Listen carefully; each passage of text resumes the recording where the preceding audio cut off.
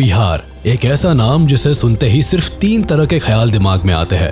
पहला, सम्राट अशोक की गौरवशाली मगध की धरती, और दूसरा कंट्री की IAS एंड IITs फैक्ट्री, और तीसरा देश का सबसे पिछड़ा राज्य जहां ना तो शिक्षा की अच्छी व्यवस्था है और ना ही लॉ एंड ऑर्डर की समुचित सुरक्षा, जहां रोजगार के लिए हर घर का बबुआ दूसरे शहर जाता है या तो पूर्वजों की धरती पर फसल उगाता है। इस वक्त जहां देश के कोने कोने में इंडस्ट्रीज पहुंच रही है, वही आखिर बिहार में ऐसा क्यों है कि हर कंपनी या इंडस्ट्री जाने से कतराती रही है? क्यों आज भी बिहार के बेस्ट माइंड्स इंजीनियरिंग करके दूसरे शहर में रहने को मजबूर है? क्यों बिहार का बच्चा MBA नहीं लेकिन SSC, PCS और IAS की तैयारी करने पटना का रुख करता है? क्यों बिहार के गरीब और कम शिक्षित व्यक्ति को मजदूरी करने दिल्ली, गुजरात, पंजाब और कलकत्ता की ओर रुख करना पड़ता है? भारत की IAS और IITs फैक्ट्री बिहार है, यानी अपने देश का हर 10वां IAS बिहार से है। और IAS ही क्यों, टॉप क्लास IITians, इंजीनियर से लेकर IIM ग्रेजुएट्स तक सभी बिहार से ही ज्यादा निकलते हैं। एग्रीकल्चर सेक्टर में भी ग्रोथ करते हुए ये स्टेट इंडिया का 4th largest vegetable producing state और 8th largest fruit producing state है। बिहार के अचीवमेंट्स की इमारत यहीं तक लिमिटेड नहीं है। अगर हिस्ट्री उठाकर देखें तो नंदा डायनेस्टी और मौर्यन एम्पायर जैसे पावरफुल किंगडम का राइज भी इसी स्टेट से रहा है। ये बिहार की ग्लोरी ही है कि हमें यहाँ से गौतम बुद्ध और महावीर जैसे महान संत मिले हैं। साथ ही साथ चाणक्य, आर्यभट्टा जैसे ग्रेट स्कॉलर्स भी इसी स्टेट से रहे हैं। अपने समय की वर्ल्ड फेमस यूनिवर्सिटीज नालंदा और विक्रमशिला भी बिहार में ही हुई है। लेकिन हिस्टोरिकली इतना रिच और पॉपुलर होने के बाद भी ये स्टेट बड़ी इन्फ्लुएंशियल कंपनीज को अपने स्टेट तक खींच लाने में पूरी तरह फेल रहा है। आखिर क्या रीजंस रहे हैं कि बाकी स्टेट्स की तरह यहाँ कंपनीज और इंडस्ट्रीज अपना एक्सपेंशन करने में फेल रही है? आखिर क्यों कोई भी इंडस्ट्री बिहार में अपना मैन्युफैक्चरिंग प्लांट नहीं लगाना चाहती है? इस राज्य में इन्वेस्टमेंट की इतनी किल्लत क्यों है? अब इस सवाल का जवाब लॉजिकली चाहे जो भी हो, लेकिन जब बिहार के चीफ मिनिस्टर से स्टेटमेंट मांगा गया तो उनका कहना कुछ ऐसा था। ये सही बात है कि कोई बड़ा उद्योग यहाँ कोई आना नहीं चाहता। ये चारों तरफ कहीं कोई समुद्र नहीं है, जो समुद्र के नजदीक वाले इलाके होते हैं वहीं पर लोग लगाते हैं। अब नीतीश कुमार ऐसा इसलिए मानते हैं क्योंकि बिहार से सबसे नजदीकी पोर्ट वेस्ट बंगाल में लोकेटेड है, जिसकी बिहार से दूरी 700 किलोमीटर है, यानी आसपास समंदर का नामो निशान नहीं है। तो फिर भला क्यों कोई इंडस्ट्री इतनी दूर अपनी फैक्ट्री खोलने का रिस्क उठाएगी? कुछ ऐसी ही सोच बिहार की सत्ता में बैठे बड़े नेताओं की भी रही है। तभी तो स्टेट से कोस्टल एरियाज में पोर्ट डेवलप करने की मांग भी कई बार उठ चुकी है। मगर देखा जाए तो भारत में केवल बिहार ही एक लैंडलॉक्ड स्टेट नहीं है।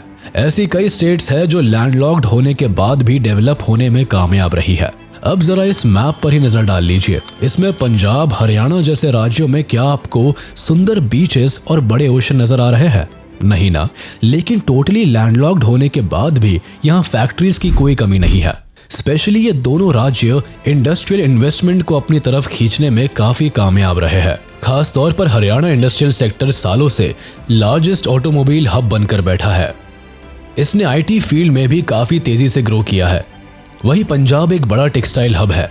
इसे वीट बोल के रूप में तो लोग जानते ही है, लेकिन ये स्टेट अपने sports goods, leather works, optical, semiconductor, instrumentation और IT कंपनीज के लिए भी मशहूर है। अब अगर ये जरा भी सच होता तो बिहार अपने प्री कॉलोनियल पीरियड में कभी ट्रेड नहीं कर पाता। इतिहास हमें बताता है कि मुगल एरा से लेकर मॉडर्न पीरियड में भी इस स्टेट का व्यापार इंडियन ओशन से कनेक्टेड था। फर्टाइल लैंड होने की वजह से स्टेट के किसान रबी और खरीफ दोनों तरह की फसलें उगाते थे और इंडियन ओशन के जरिए उसे एक्सपोर्ट भी करते थे। ब्रिटिश राज में पटना एक इम्पोर्टेंट ट्रेड सेंटर बनकर भी उभरा था, लेकिन इस राज्य की फेल्ड इंडस्ट्रियल पॉलिसीज के कई सारे रीजंस रहे हैं। इंडिपेंडेंस के बाद देश में इंडस्ट्रियलाइजेशन ना के बराबर थी। मुख्य रूप से बिहार और वेस्ट बंगाल ही पूरे देश का इंडस्ट्रियल स्पॉट था। यहाँ माइंस की उपलब्धता थी। इन दिनों देश में कई शहर थे जहाँ माइंस और रॉ मटेरियल की कमी के कारण इंडस्ट्रियलाइजेशन नहीं हो पा रहा था। तो इसीलिए पूरे देश में इंडस्ट्रियलाइजेशन को स्प्रेड करने के लिए सरकार ने फ्रेट इक्वलाइजेशन पॉलिसी लाई, जिसके द्वारा माइंस और रॉ मटेरियल के माल ढुलाई के खर्च को गवर्नमेंट ने सब्सिडाइज कर दिया, जिससे कि इंडस्ट्रियल मालिकों को ट्रांसपोर्टेशन में आने वाला खर्च अब अधिक नहीं रहा। इस पॉलिसी के बाद देश में इंडस्ट्रियल क्रांति आ गई। अब दिल्ली, मुंबई, सूरत, वडोदरा जैसे शहरों में फैक्ट्रीज लगने लगी। इस पॉलिसी से देश में तो इंडस्ट्रियलाइजेशन आ गई, लेकिन इस पॉलिसी ने बिहार के इंडस्ट्रियलाइजेशन की जड़ों को हिला दिया। अब इंडस्ट्रीज यहाँ आने के बदले यहाँ के रॉ मटेरियल्स को बड़े शहरों में इंपोर्ट करने लगे और बिहार कुछ ही दिनों में बस रॉ मटेरियल सप्लाई मैनेजमेंट का हिस्सा बनकर रह गया। सन 2000 में बिहार और झारखंड के बंटवारे के बाद तो स्थिति और बदतर हो गई। झारखंड के साथ ही बिहार से टाटानगर, जमशेदपुर और छोटा नागपुर का एरिया भी चले गए। अब बिहार में बचे तो कुछ लाइमस्टोन की खदानें और खेतीहर मजदूर जिनके पास अपने खेत तक नहीं थे। वहीं दूसरी ओर सरकार ने फ्रेट इक्वलाइजेशन पॉलिसी के तहत सिर्फ मैन्युफैक्चरिंग यूनिट्स के ही रॉ मटेरियल्स जैसे iron, steel, fertilisers and cement वगैरह पर ये सब्सिडी लगाई, जिससे कि बिहार की जो इंडस्ट्रीज थी वो तो अब बाहर का रुख करने लगी। लेकिन उन्हीं दिनों टेक्सटाइल एंड कॉटन, पेट्रोलियम और इलेक्ट्रिकल पावर की जो इंडस्ट्रीज थी वो बिहार की तरफ ना आ सकी, क्योंकि इन इंडस्ट्रीज को किसी भी तरह की सब्सिडी या छूट नहीं मिल सकी। इस पॉलिसी ने बिहार इंडस्ट्रियलाइजेशन को दोहरी मार दे दी। अब स्टील इंडस्ट्री को ही ले लेते हैं। पहले सिर्फ बिहार और वेस्ट बंगाल में ही स्टील प्लांट्स थे और इन दिनों पंडित जवाहरलाल नेहरू ने स्टील इंडस्ट्रीज को प्रमोट करने के लिए बिहार के कई जिलों समेत पश्चिम बंगाल, मध्य प्रदेश और ओडिशा के भी जगहों पर प्लांट्स लगाने की बात की थी। लेकिन एफईपी के बाद ये इंडस्ट्रीज मोस्टली वेस्टर्न और सदर्न इंडिया में मूव आउट कर गए। वहीं दूसरी ओर महाराष्ट्र और गुजरात में टेक्सटाइल इंडस्ट्रीज बिहार की तरफ नहीं आ पाई, क्योंकि कॉटन जैसे कच्चे माल के ट्रांसपोर्टेशन के लिए किसी भी तरह की सब्सिडी नहीं मिली थी। इस तरह पश्चिमी और दक्षिणी भारत में वहां की अपनी इंडस्ट्रीज और एफईपी के बाद मैन्युफैक्चरिंग इंडस्ट्रियलाइजेशन बहुत बढ़ गई। वहीं पूर्वी उत्तर भारत में जो बचे हुए इंडस्ट्रीज थे वो भी मूव आउट कर गए, स्पेशली बिहार से, और इस तरह से बिहार से इंडस्ट्रीज खत्म होने के कगार पर पहुंच गई। अंग्रेजों के समय में बिहार में जमींदारी प्रथा लागू कर दी गई थी, जिसके तहत किसानों को किसी भी कीमत पर हर सीजन में जमींदार को लगान देना पड़ता था। ऐसे में किसान कई बार सूखे और बाढ़ की वजह से लगान नहीं दे पाते थे। अब ऐसी स्थिति में जमींदार उनके खेत ले लिया करते थे और ये किसान अब अपने ही जमीन पर मजदूर की तरह खेती करने को मजबूर हो गए। ऐसी स्थिति में भारत के आजादी तक अनइवन रूप से जमीनें बटी हुई थी, जिसके कारण बिहार के 50% से अधिक खेतीहर मजदूर बन गए थे, क्योंकि वो जमींदारों की खेती करने लगे थे। 1950 में जमींदारी अबॉलिश हुई और फिर 1962 में आए लैंड सीलिंग एक्ट के तहत बिहार में सिंगल लैंड ओनरशिप को खत्म करने की कोशिश की गई, लेकिन आज तक गवर्नमेंट इस पर अधिक काम नहीं कर पाई। उसके बाद बिहार में कभी भी लैंड रिफॉर्म्स नहीं हुए, जिससे बिहार की जमीनें छोटे छोटे टुकड़ों में ही बटी रह गई। दरअसल बिहार की इकोनॉमी में एक बड़ा कंट्रीब्यूशन एग्रीकल्चर सेक्टर का रहता है, जहां के लोकल लोग अपनी जमीन पर फैक्ट्रीज लगाने के बजाय इस पर खेती करना ज्यादा बेहतर समझते हैं। सालों से ये लोग अपना गुजर बसर करने के लिए जमीन पर ही निर्भर है। इनसे न केवल इनका घर चलता है, बल्कि इनकी जरूरती सुविधाएं भी जमीन के सहारे ही पूरी होती है। आज भी बिहार की 80% आबादी डायरेक्टली या इनडायरेक्टली एग्रीकल्चर सेक्टर में इन्वॉल्व है। ऐसे में जमीन के मालिकों से लैंड एक्वायर करके वहां मैन्युफैक्चरिंग प्लांट की इमारत खड़ी करना केवल एक सपना ही रह जाता है। अब आप सोच रहे होंगे कि एक प्राइवेट कंपनी आखिर डायरेक्टली सरकार से भी तो लैंड ले सकती है। ऐसा करना पॉसिबल नहीं हो पाता है, क्योंकि राज्य में लोगों ने बेहद ही छोटी छोटी मात्रा में लैंड खरीद रखे हैं। अगर कंपनी को 10 हेक्टेयर जमीन की भी जरूरत होती है तो सरकार को इस डील को पास करने में 100 लोगों से समझौते करने पड़ते हैं। इतने कॉम्प्लेक्स पैटर्न के चलते सरकार चाहकर भी प्राइवेट कंपनी को जमीन नहीं दे पाती है। खुद बिहार के फाइनेंस मिनिस्टर रह चुके सुशील मोदी ये तक कह चुके हैं कि कोई भी प्राइवेट इंडस्ट्री बिहार में कदम नहीं रखना चाहती, क्योंकि सरकार के पास देने के लिए जमीन है ही नहीं। यहाँ की सरकार भी प्राइवेट कंपनीज को लेकर इतना सपोर्टिव रवैया नहीं रखती है। अब ऐसा हम इसीलिए कह रहे हैं क्योंकि पहले भी कई स्मॉल स्केल इंडस्ट्रीज ने बिहार में फलने फूलने की कोशिश की है, लेकिन उनके हाथ केवल निराशा ही लगी है। पिछले 30 सालों में कई इंडस्ट्रीज ने इस स्टेट में दम तोड़ दिया है। इसका सबसे बड़ा एग्जाम्पल शुगर मिल है। बिहार की 33 में से 18 शुगर मिल्स पर ताले लग चुके हैं। 1960 से 70 के दशक में बिहार भारत के शुगर प्रोडक्शन में 40% का कंट्रीब्यूशन करता था, लेकिन अब यही आंकड़ा घटकर 2% तक रह गया है। राइस मिल्स की बात करें तो बिहार का 40% कल्टीवेटेड लैंड चावल उगाने के काम आता है। इस स्टेट में कभी 3000 राइस मिल्स हुआ करती थी, लेकिन स्कैम की चपेट में आते ही इसमें से 2000 मिल्स रातों रात बंद हो गई। बिहार में इंडस्ट्री के क्लोज होने का एक कारण वसूली भी रहा है। बिहार के किशनगंज से लेकर मुजफ्फरपुर तक कई मिल्स ऐसी है जो इसी वजह से खाली पड़ी है। जाहिर है कोई भी फैक्ट्री रातों रात खड़ी नहीं हो जाती है। इसके लिए सरकार को भी इन्वेस्टर्स को अट्रैक्ट करने के लिए कई पापड़ बेलने पड़ते हैं। नतीजा ये रहा है कि स्टेट में इंडस्ट्रीज की कमी को स्पिल ओवर इफेक्ट से भी जोड़कर देखा जाता है। दरअसल अगर एक ही स्टेट, सिटी या टाउन में हाईली टैलेंटेड और स्किल्ड वर्किंग क्लास इकट्ठा हो जाते हैं तो बड़ी से बड़ी कंपनीज अपने आप ही उस एरिया की तरफ अट्रैक्ट होती है। इससे होता यह है कि स्टेट की इकोनॉमी तेजी से ग्रो करती है। डेवलपमेंट के चलते न्यू अपॉर्चुनिटीज बिल्डअप होती है, लोगों को एम्प्लॉयमेंट मिलता है, स्टैंडर्ड ऑफ लिविंग भी बेहतर बनती है, हेल्थ एंड एजुकेशन फैसिलिटीज बेहतर होती जाती है और ग्रोथ की ये साइकिल इस तरह एक पुअर स्टेट को डेवलप्ड स्टेट में ट्रांसफॉर्म कर देती है। स्पिल ओवर इफेक्ट की वजह से ही गुड़गांव जैसे प्रदेश इंडस्ट्रियलाइज्ड हुए, जहां की राज्य सरकार ने प्राइवेट कंपनीज को सब्सिडीज देकर अपने स्टेट में स्टार्टअप सेट करने का मौका दिया था। इसी के तहत मारुति ने भारत की पहली ऑटोमोबाइल फैक्ट्री हरियाणा में खोली थी। इससे यहाँ उन्हें न केवल सस्ते लेबर मिले बल्कि लोगों के लिए भी न्यू जॉब अपॉर्चुनिटीज बिल्डअप होती गई। लोगों के हाथ में पैसा आया और वह कई लेवल पर स्किल्ड होते चले गए। इससे बाकी प्राइवेट कंपनीज भी गुड़गांव की तरफ अट्रैक्ट होती गई और आज आलम ऐसा है कि हरियाणा न केवल ऑटोमोबाइल सेक्टर में नंबर 1 है बल्कि गुड़गांव एक MNC हब बन चुका है। वही बिहार की इकोनॉमी और इंडस्ट्रियल पॉलिसीज पर नजर डाले तो ये स्टेट अपनी एग्जिस्टिंग इंडस्ट्री को भी कंटिन्यू रखने में फेल रहा है। गरीबी और वीकर एजुकेशन सिस्टम के चलते स्टेट की एक बड़ी आबादी अनएजुकेटेड है। साथ ही स्किल्ड लेबरर की भी यहाँ भारी कमी है। बिहार में सिर्फ डिग्री एजुकेशन ही नहीं बल्कि टेक्निकल एजुकेशन की भी भारी समस्या है। यहाँ के बच्चों को ना ही तो स्किल सेंटर की सुविधा है और ना ही यहाँ गवर्नमेंट के तरफ से स्किल्ड लेबर तैयार करने की कोई मुहिम ही चलाई गई।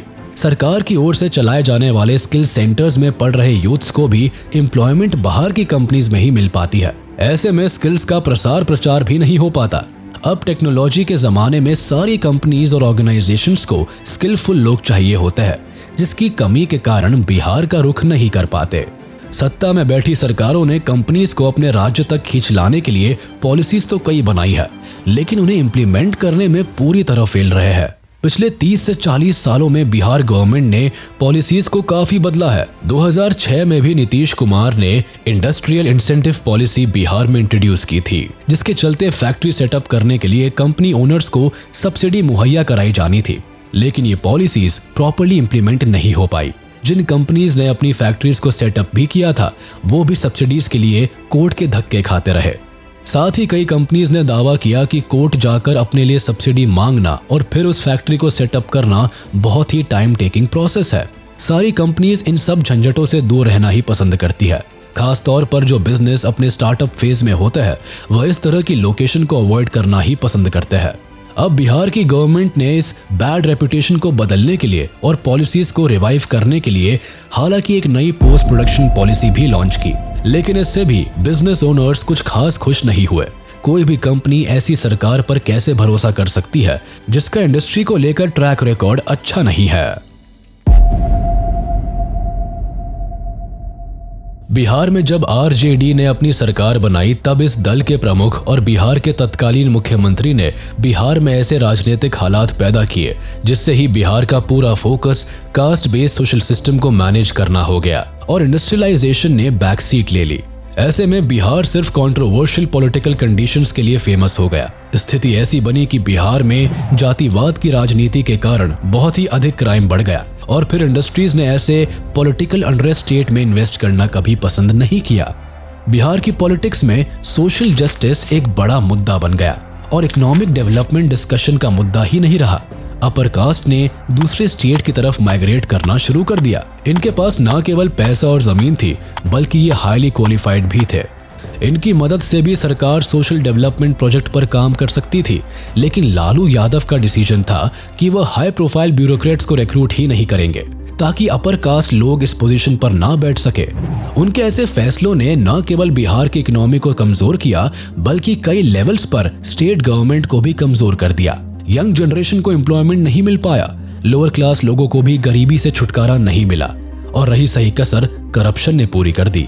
पिछले 30 से 40 सालों में बिहार में करप्शन ने राज्य को खोखला कर दिया है। खुद इकोनॉमिक टाइम्स की रिपोर्ट्स बताती है कि बिहार में सरकारी नौकरी करने वाला छोटा बाबू भी करोड़पति है। यहाँ इंडस्ट्री इसलिए भी काम नहीं कर पाती है क्योंकि छोटे से छोटे लेवल पर काम कराने की रकम काफी बड़ी है। रेलवे, एजुकेशन सेक्टर से लेकर इंडस्ट्रियल सेक्टर में रिकॉर्ड तोड़ करप्शन है, जिसके चलते कई बड़ी इंडस्ट्रीज बिहार का रुख करने से भी कतराती है। लेकिन सवाल ये उठता है कि इस करंट सिनेरियो को कैसे बदला जा सकता है। आखिर कैसे बिहार एक पुअर स्टेट से हाई डेवलप स्टेट में ट्रांसफॉर्म हो सकता है।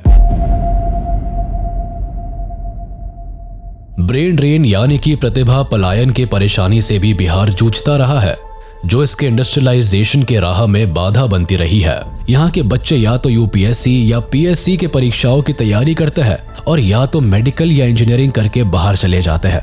दूसरे राज्यों में इन्हें बेहतर लाइफस्टाइल और पेमेंट मिलता है, जिसकी वजह से यहाँ के लोग ही यहाँ अपनी सर्विसेज नहीं देना चाहते। बिहार के कई पूंजीपति भी इस राज्य में अपना व्यापार, कंपनी और फैक्ट्री नहीं खोलना चाहते।